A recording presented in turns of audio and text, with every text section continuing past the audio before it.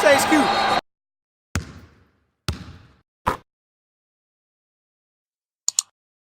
And we've got to go ahead and make the predictions for this year. Who, first of all, we could say who's going to win MVP. Oh man, that's tough. Everyone's getting buckets, man. Right now, from what I'm seeing, I have Giannis potentially becoming another MVP candidate or winning it back to back. I want to see what Anthony Davis would do because I feel like his numbers will definitely surplus what they were last year with LeBron feeding him.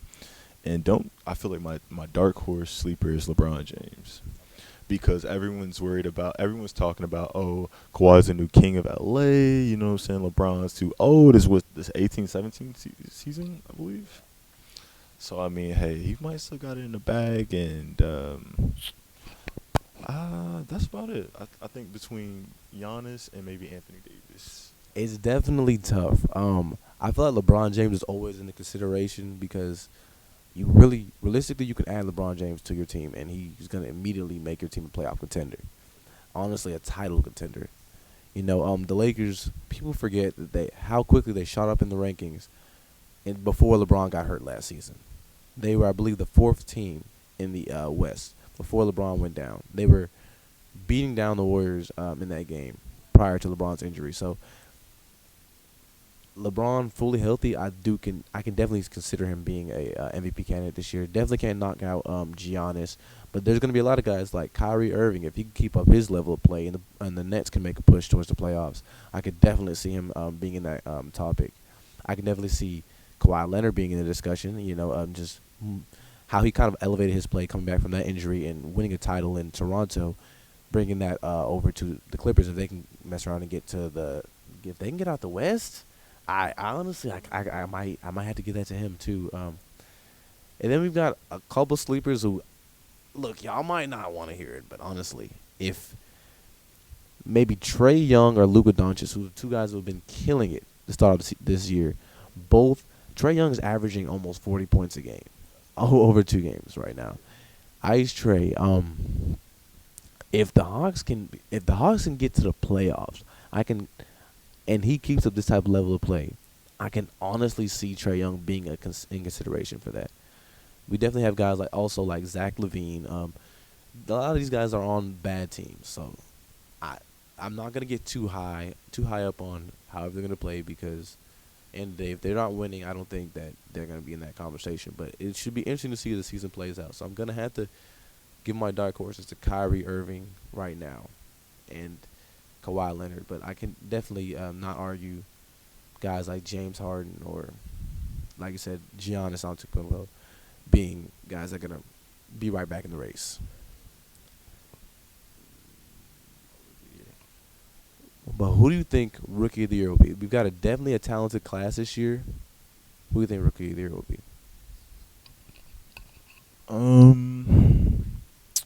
I feel like RJ Barrett's into consideration. I put Ja Morant with a 30-point performance against the Nets.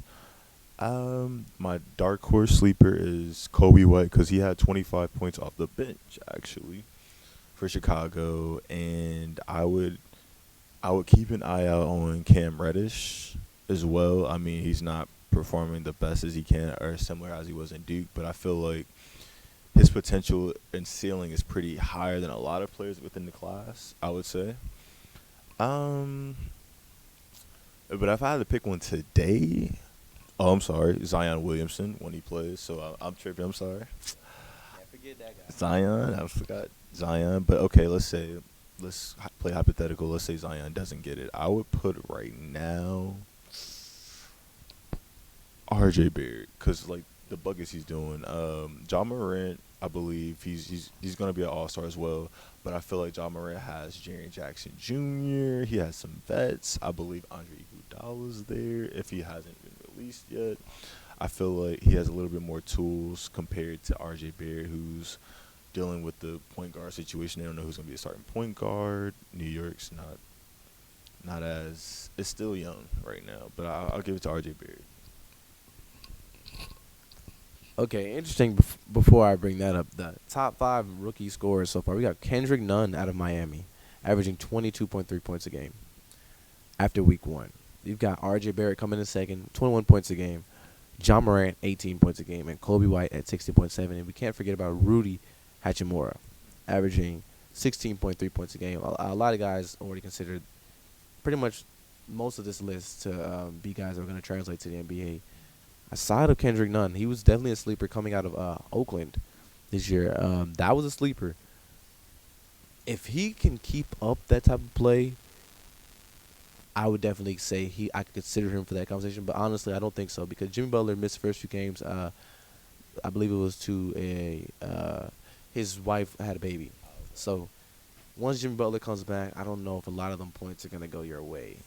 You know, a lot of guys like Hero, who's averaging 12 points a game, that might go down a little bit too. So situation in Miami, I don't know if that's gonna be going for the full year. But I mean, honestly, since a lot of these votes are fan generated and biased, I even after missing 8 weeks, I still think Zion Williamson is gonna win that award.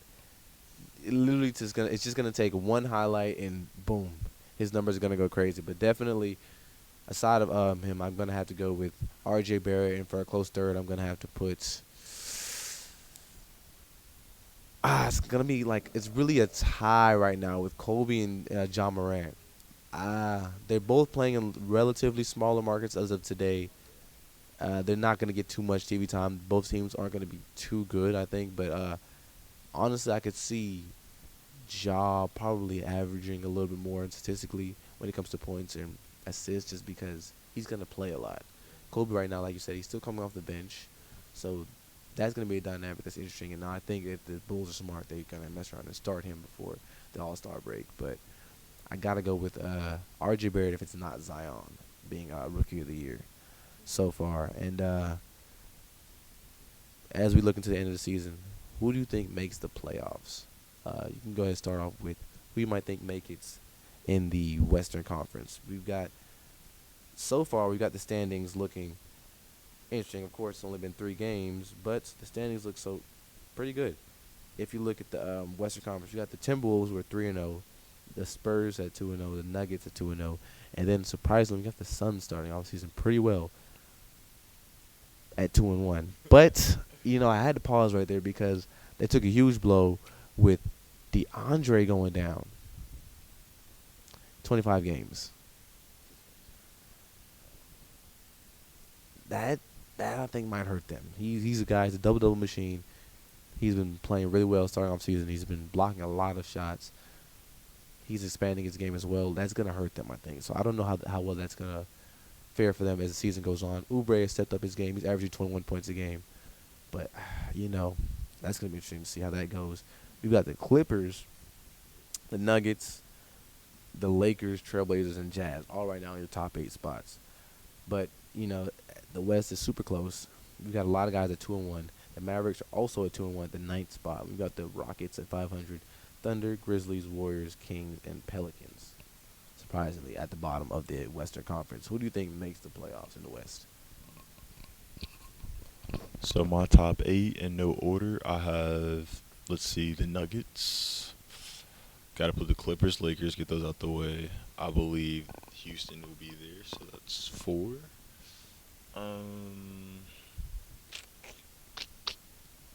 I want to see how Sacramento Kings do. That might be my dark horse sleeper right there at 5. Let's see. Nuggets.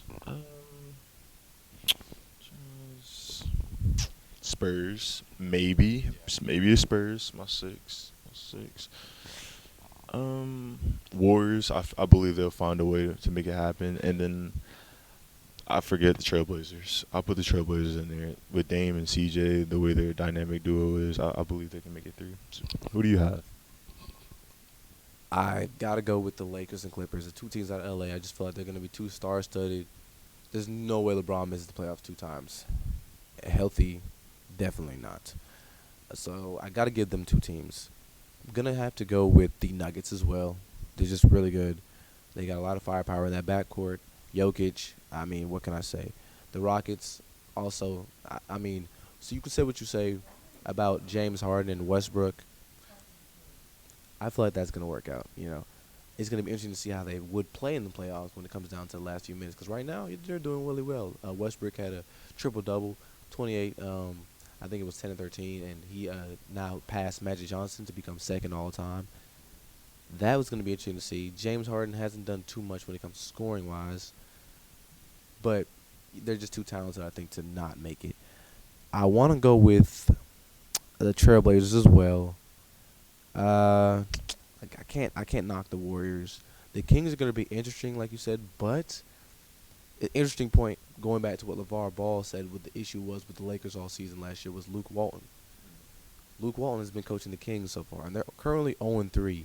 De'Aaron Fox has slightly regressed his play. Buddy Hield has slightly regressed his play. Maybe the Luke Walton effect is real. Maybe he really isn't the coach that he's hyped up to be. So that's going to be interesting to see if he's going to make it through all that season. But if we're going by how I think they might be playing, because they've been getting blown out a lot. I don't think they've had a close game yet. With that being said, I don't know how they're going to work out going forward. So unless they make a coaching change, I don't know if I want to put them in that spot. The Pelicans, it's going to be tough for them, but I got to give that spot to the Jazz instead. I'll give the Spurs a spot as well. And that 8th spot, if I didn't already give it, I can see the Timberwolves and Pelicans fighting it out for that one. The Eastern Conference, now that's going to be quite interesting, I think, this year. Because I feel as if any team is going to be able to jump into it right now. We've got the Hawks and 76ers tied at 1-2, which is being 2-0. The only undefeated teams in the East, and we have the Knicks in last place at 0-3. Who do you think makes playoffs in the East? I have Milwaukee as one. Excuse me, no particular order. 76ers. I'll have Brooklyn. Indiana Pacers. Dark horse team would be Detroit Pistons. I believe Boston will, grind it out to be, 7th or 8th, maybe 6th seed. See, this is the tough part. The Raptors are actually playing pretty well right now, so I'll put them in that list. And lastly, I have to say I might give Heat the edge. Actually, the Miami Heat. I mean, with Hero and Jimmy Butler, and I think Derrick Jones Jr. needs a lot more credit than what he's been given. I believe James Johnson's on the team, but I think they can actually get the 8th or 7th seed. I think Jimmy Butler can lead the team that way. So I mean, that's why. Who do you have? It's the beginning of the season, so I'm not even gonna pay attention to what the current records are looking like. Because the Cavs are in the 7th spot. The Cavs who had one of the worst records of the year last year. I'm not gonna be, too appalled when it comes to that. So I gotta give the Raptors a spot. Gotta give it to the Sixers, the Celtics, the Bucks. They're gonna definitely take some spots. I want to give it to the Nets too. I just don't think they're gonna miss the playoffs. And then you have guys like Victor Oladipo. When he comes back, I don't think the Pacers missed playoffs. They weren't too hot without him, but they were able to make the playoffs even when he went down for what was it, like 40 games. They were still able to at least be around 500 and make it to the playoffs. So I think that they're going to be pretty well, even though they have started off season 0-2. Then, like I said, it gets a little interesting. I feel like when it comes to 7 and 8, honestly, I feel like the Magic and I don't know if I said Celtics already. The Celtics are probably going to get a spot as well. And if I didn't, I said the Magic and the Heat. I feel like are all going to fight out for the final few spots. Like I said, there's plenty of talented teams and plenty of talented guard play for sure in the East. The Hawks, they're definitely looking really good, but when you have your point guard averaging 40 points a game, I don't know if that's sustainable, as the season goes on. But they'll definitely be a team to watch. They're really young. They're going to be exciting, but I don't know if they have the depth in order to keep things moving consistently because with Trae Young carrying such a burden, I saw like guys like Cam Reddish came in and played about 27 minutes his first game and was only able to register 1 point. So it's going to be interesting. Like I said, I feel like there's going to be a lot of guys having hit or miss type of days with a team that's just so young. So I want to give it to a more veteran-led squad. But yeah, man, that should do it for today's video. Y'all go ahead and follow social media, subscribe if you haven't already, and don't forget to send in more requests for what do you want us to talk about. What do you peeping around the league? Go ahead and follow social media and let me know. And stay tuned to the next video, man. Peace.